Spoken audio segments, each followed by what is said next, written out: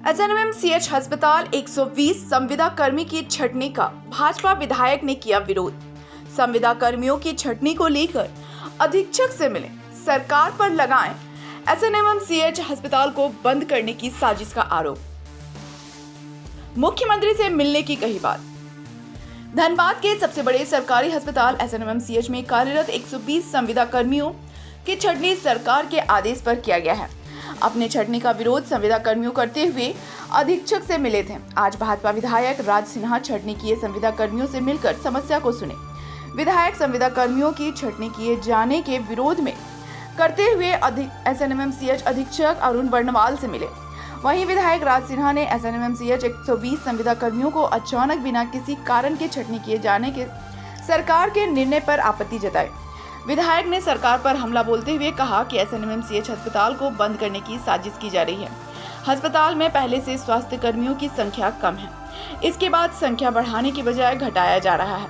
Corona काल जैसे विकट समय में ये कर्मी अपनी सेवा दिए थे, आज अचानक हटाया जा रहा है। यह मानवता के भी खिलाफ है। संविदा कर्मियों की समस्या को लेकर स्वास्थ्य मंत्री मुख्यमंत्री से जल्द मिलेंगे। गया था, वहाँ सब लोग से मिला हूँ, सुपरिटेंडेंट से भी मिले हैं। यह अन्याय है, यह सरकार की कर्मचारियों के विरोध की नीति है। सरकार साजिश के तहत एसएनएमसीएच अस्पताल को बंद करना चाहती है और आज नतीजा ये है कि लगातार एसएनएमसीएच हम लोग की जब सरकार थी तो इसको हम लोग बढ़ाने का काम किए। वहाँ अपने फंड से हमने लिफ्ट लगाया, दो ऑक्सीजन प्लांट लग गया, कैथ लैब बन गया, बगल में सुपर स्पेशलिटी बन के तैयार है। यह सरकार बिल्कुल अकर्मण्य सरकार है और इनकी अकर्मण्यता का यह नमूना है कि बिल्डिंग बन करके करोड़ों की वो गिरने का कगार पे।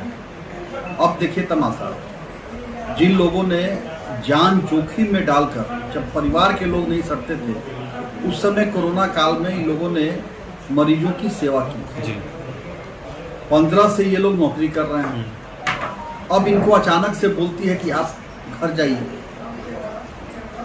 बगैर किसी कारण के। जबकि कुछ रोज पहले दिल्ली में विभाग के अंदर सचिव स्तर पे बैठक हुई।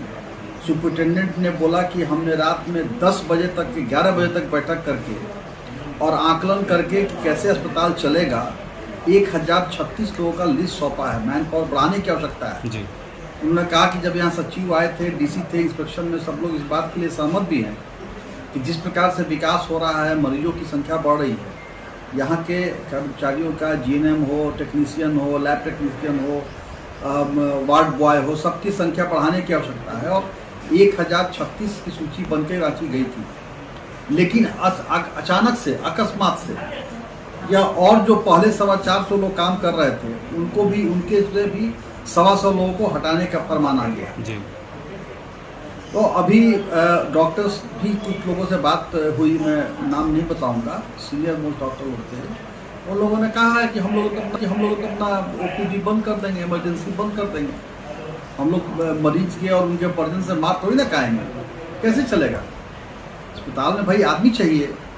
अब वहाँ पर डायलिसिस होने लगा, वहाँ सीटी स्कैन आ गया, वहाँ अल्ट्रासाउंड है, एक्सरे है, लिफ्ट है, 2 पीएससी प्लांट आ गए, तो चलेगा कैसे। पहले से ही कम था वहाँ पे, अब तो वहाँ बढ़ाने की आवश्यकता है। तो और यह सरकार घटा रही है, तो इसलिए यह सरकार इस राज्य की बेहतरी नहीं चाहती, यहाँ के लोगों का सही ढंग से इलाज हो नहीं चाहती। और पता नहीं क्यों कुछ हो सकता है, या हो सकता है जो आउटसोर्स कंपनी हो उनसे उनका डील नहीं हो पाया हो, इसके वजह से कुछ अज्ञात कारणों के वजह से भी उनको बैठाने की कोशिश हो रही हो कि तुम आउटसोर्सिंग कंपनी, तुमको हटाने की कोशिश हो, साजिश हो।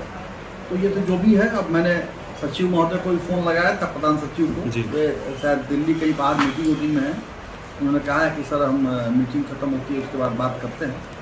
मैं बात करूँगा, मंत्री जी से भी समय लेने की कोशिश कर रहे हैं, मुख्यमंत्री से भी मिलने की कोशिश कर रहे हैं। सरकार जो है जी, वह राज्य के लोगों के हित के विरोध में काम कर रही है और बिल्कुल अकर्मण्य सरकार है, कोई मतलब नहीं। अब जो लोग 15 से काम कर रहे हैं, आज तो कुछ महिलाएं मिली थी जी।